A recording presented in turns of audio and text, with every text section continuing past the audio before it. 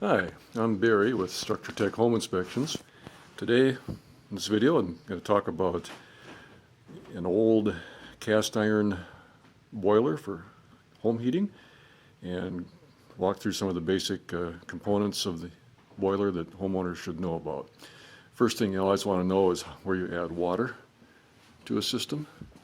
And in this boiler, there's a water valve here.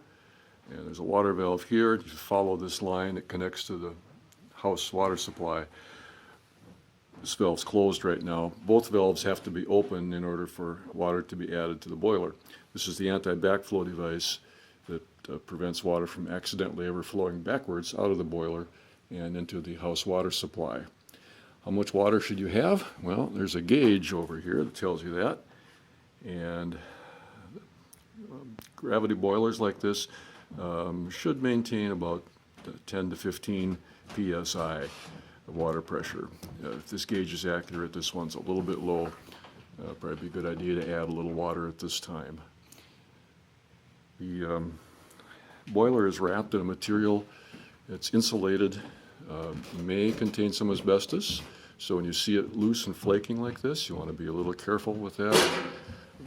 There are ways to patch that up and encapsulate it to be safe, or you can have it removed, which is probably not the best option. And the water piping itself probably contains the same asbestos type material. This boiler originally was designed to burn coal. At some point it was probably converted to burn oil, and currently it's set up to burn gas. There's the gas shut-off valve here. The gas comes down that pipe and goes into the burner assembly down here in the bottom.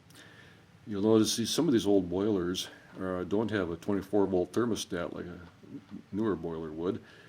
In fact, they're not hooked up to the electrical system at all. They have a thing called a power pile, and that's connected to this right here. It goes in next to the pilot light, and if that's warm, it generates a small electrical current from the heat of the pilot that tells the control right here that there's a pilot, and go ahead and send in the gas. If the pilot goes out, the thermocouple gets cold, and that gas valve will not operate, and the boiler won't operate. It's one of the most common repairs on these is a failure of the power pile.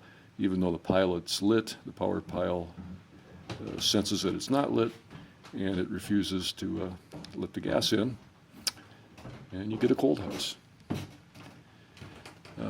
These doors, some of these are relics from when it was a coal burner. This is to access the burner area for cleaning. This is where they would do some stoking of the coal, and this was an area to clean out the soot. Really don't need to do any soot cleaning with natural gas.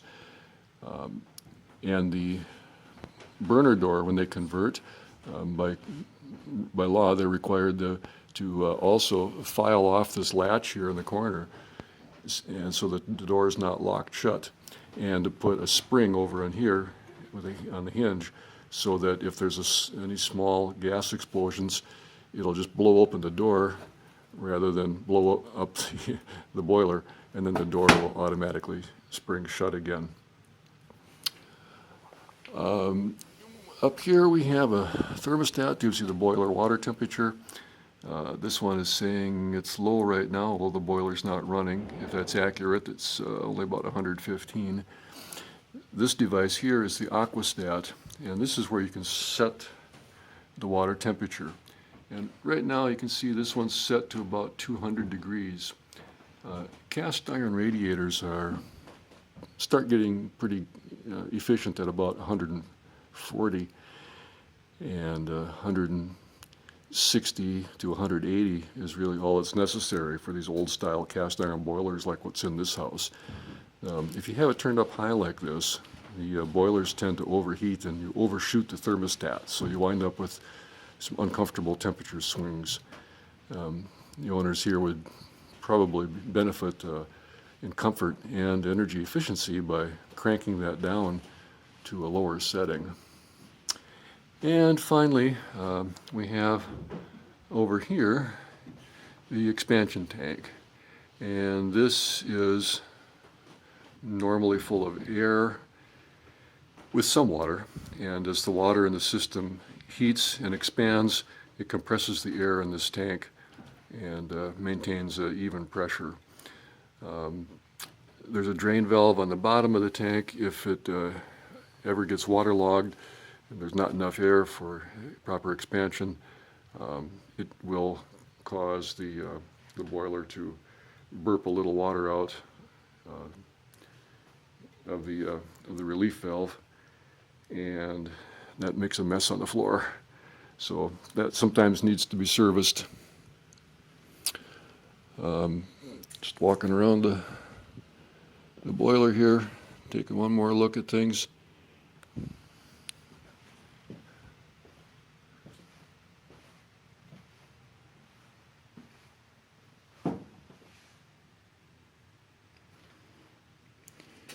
And I am not finding a relief valve on this boiler.